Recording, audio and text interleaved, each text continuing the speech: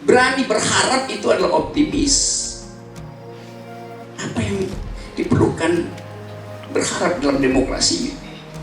Demokrasi tidak memelihara harapan.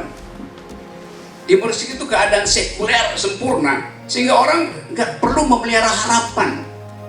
Sistem itu tidak memungkinkan orang memelihara harapan. Menkominfo itu adalah sepenuh-penuhnya Leviathan. Dia bisa jebakkan kita pada kebencian antara ini homosial ya. Loh, apa hak presiden untuk mengatur kebebasan orang untuk mengekspresikan kejengkelannya?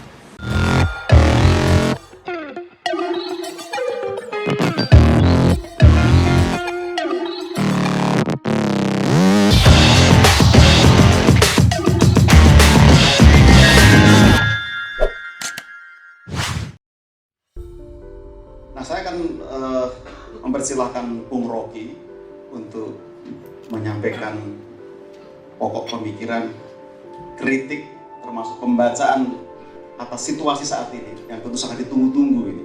Kalau dari kacamata Agamben, situasi ini bisa dibaca seperti apa? Silakan Rocky. Oke, terima kasih Prastowo. Dia memperkenalkan saya, memperkenalkan Setio, tapi dia nggak memperkenalkan diri siapa dia. Roni memperkenalkan diri. Tidak diperkenalkan bahwa dia adalah ahli pajak gitu. Dan Homo sacer itu dia menjadi makhluk yang tidak terproteksi karena nggak jelas dia ada di posisi politik atau di posisi natural, dan itulah manusia pajak.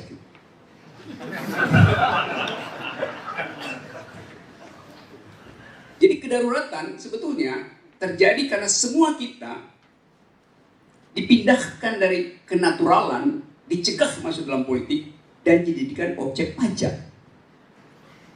Itu state of exception in optima forma. Kalau saya bukan subjek pajak, saya bisa memilih menjadi manusia politik atau kembali pada kehidupan natural. Jadi warga negara hanya disebut warga negara karena dia subjek pajak. Dieksploitasi untuk membantu homo sacer yang lain yang tadi orang tertinggal itu. Kalau saya negara, saya lihat Romo Setio nggak pakai baju, saya paksa Prastowo 10% penghasilanmu beri pada saya untuk saya sumbangkan pada dia. Saya memperalat kemiskinan, kepapaan Setio untuk memeras dia, maka dia saya jadikan state of exception. Terus saya peras demi kelayakan busananya Setio. Pada saat yang sama, saya tidak ingin Setio itu jadi sama dengan Prastowo, supaya saya ada alasan untuk mengucapkan kita negara memproteksi orang miskin, padahal dengan cara memeras orang kaya. That's logic itu. Jadi dalam keadaan itu, si Papa dihomosacerkan dengan cara memanfaatkan kekayaan dari Prastowo. Sebaliknya, Prastowo diperas dengan cara menjual kepapaan. Saya nangkapnya begitu. Kalau kita kontekskan dengan suasana hari-hari ini. Nah sekarang, Agamben sebetulnya mengalami kekacauan di dalam logikanya. Karena dia berupaya untuk memperbaiki demokrasi dengan mengandaikan bahwa demokrasi itu ada semacam apokaliptik belief gitu. Demokrasi memang dari awal dimaksudkan untuk menginterupsi konsep-konsep metafisik. Jadi kritik saya pada Agamben adalah, kalau tadi dikatakan misalnya, dia nggak mau disebut sebagai pesimisme, karena dia sebut tadi, berani berharap itu adalah optimis. Apa yang diperlukan berharap dalam demokrasi? Demokrasi tidak memelihara harapan. Demokrasi itu keadaan sekuler sempurna, sehingga orang nggak perlu memelihara harapan. Sistem itu tidak memungkinkan orang memelihara harapan. Dalam demokrasi bekerjalah dua kekuatan, politik yang basisnya belief dan belief yang basisnya tidak politis. Jadi Anda bisa pilih. politik dasarnya adalah keyakinan, itu pasti tidak bisa hidup dalam demokrasi. Keyakinan yang dasarnya politik juga pasti tidak hidup dalam demokrasi. Jadi dilema itu sebetulnya yang dihadapi oleh Agamben dan berupaya diselesaikan oleh Agus Sudibyo. Saya membaca penyelesaian Agus Sudibyo di bagian terakhir dengan mengumpankan problem konkret negeri ini untuk menguji kelayakan atau kelayak pakaian argumentasi argumen di dalam today's political issues. Satu soal otoritarianisme misalnya. Di bagian itu, Saudara Agus mengevaluasi Orde Baru dan dengan lancang menyatakan bahwa Orde Baru itu adalah mempertahankan state of exception demi apa yang di dalam Agamben disebut biopolitics. Sebagai pemegang kedaulatan, Orde Baru mengeksploitasi otoritarisme dan karena itu Orde Baru disebut sebagai pemegang kedaulatan itu. Istilahnya apa tadi? Sovereign power. Tetapi itu nggak cukup karena kita tahu bahwa sovereign power itu di luar Orde Baru. Orde Baru itu peralatan dari the highest being of supreme power, yaitu market. Jadi Orde Baru di belakangnya ada hintergrund ideologi yang namanya market, yang mengintervensi terus-menerus, memaksa Orde Baru untuk bersikap otoriter. Kan genealogi Orde Baru adalah kemenangan market terhadap people. Itu dasarnya. Jadi saya setuju dengan keterangan Agus, tapi tidak lengkap. Karena ada determinan di belakang itu yang disebut oleh Hayek sebagai the interventionist state. Negara yang mengintervensi bukan untuk membuat pasar itu hidup, tapi membuat orang semua percaya bahwa pasar itu hidup. Karena itu logik dari neoliberalisme kan. Neoliberalisme nggak peduli dengan pasar, dia peduli dengan manusia itu harus percaya bahwa pasar itu masuk akal. Itu logik dari neoliberalisme. Yang kita ini dipakai asal aja, asal ngomong itu bahwa ini pasar bebas segala macam, bukan. Itu konsekuensi dari manusia menerima ide pasar bebas. Dengan cara apa?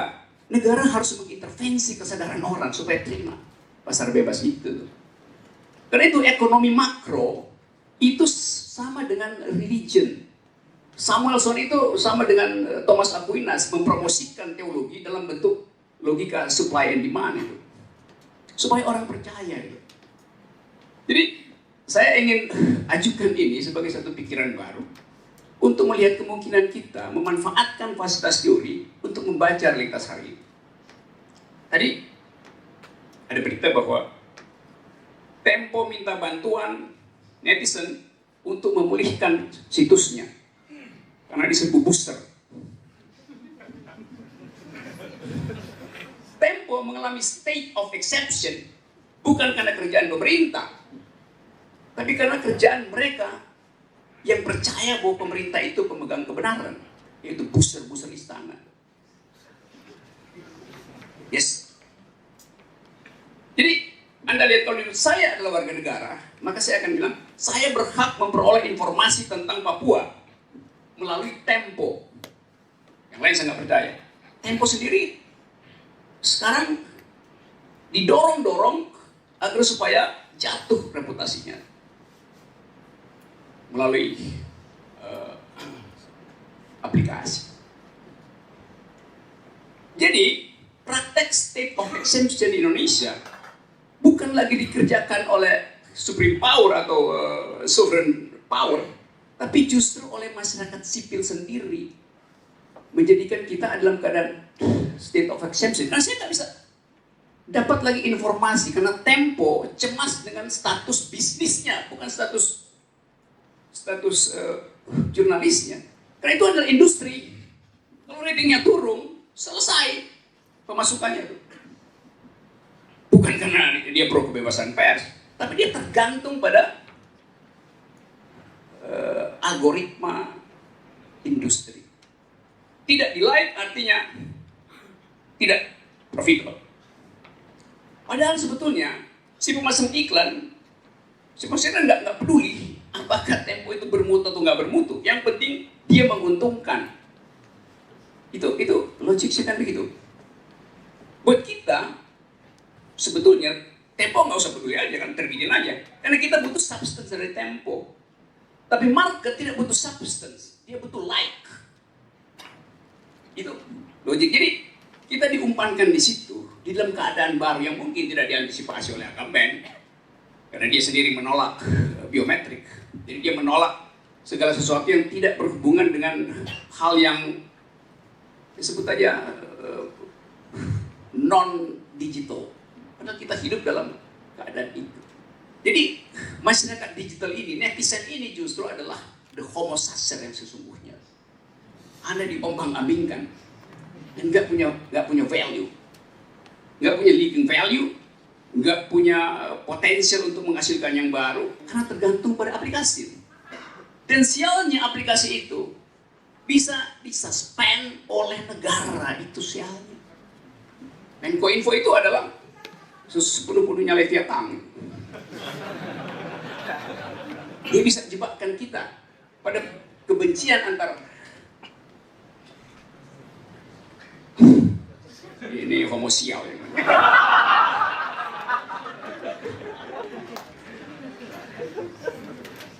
Jadi kita dijebakkan pada pilihan untuk bertahan di dalam keadaan tanpa nama, anomi hari ini.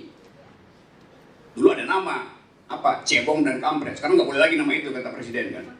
Jadi presiden menciptakan keadaan state of exception dengan melarang orang memberi label yaitu Anda cebong atau Anda kampret.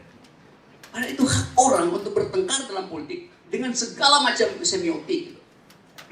Lalu menteri-menteri bilang, kan presiden udah bilang jangan cebong dan jangan kampret. Loh, apa hak presiden untuk mengatur kebebasan orang untuk mengekspresikan kejengkelannya? Nah itu kemudian kita sekarang hati-hati kan. Kalau bilang cebong nanti dibully, bilang kampret nanti dibully itu. Jadi kita dibuat telanjang untuk dicambuk oleh kedunguan. Dan hanya orang dungu yang mau dicambuk oleh kedunguan. Jadi saya mau terangkan itu sebagai implikasi dari kita mempelajari Agamben. Nah, tema lain di situ yang saya temukan. Saya buku Agamben dulu saya baca 10 tahun lalu mungkin ketika didiskusikan di forum diskusi di Depok situ, di Cakarno Institute, di beberapa tempat. Pada waktu itu masih jauh dari pertengkaran politik hari ini. Sehingga kita dapat kesimpulan bahwa satu waktu Agamben ini akan berguna untuk mengevaluasi politik karena kita prediksi bahwa ke depan soal-soal demokrasi akan dihuni oleh pertarungan politik identitas. Ajaib, demokrasi tumbuh dari pertarungan politik identitas. Padahal demokrasi itu ruang kosong oleh semua imajinasi gitu. Sekarang KUHP melarang orang membuat imajinasi tentang seks. Ngaco. Dan kita semua tidak ambil perhatian untuk soal itu. Hal yang lain adalah sifat dari seluruh pemikiran Agamben akhirnya dikunci dengan semacam neonihilisme. Akhirnya dia antara pesimis dan optimis, lalu dia mulai ngeyel bahwa iya, saya sebetulnya tidak pesimis, saya optimis karena memelihara harapan. Kita di sini bukan optimis karena memelihara harapan.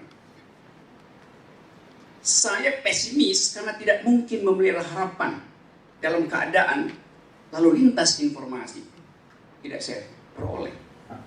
Saya punya harapan, saya kalkulasi itu berdasarkan informasi yang masuk. Saya nggak tahu misalnya apa betul ketidakadilan sosial sekarang turun hanya berdasarkan data Gini rasio. Saya nggak percaya. Karena Gini rasio diukur berdasarkan expenditure, bukan pemasukan manusia.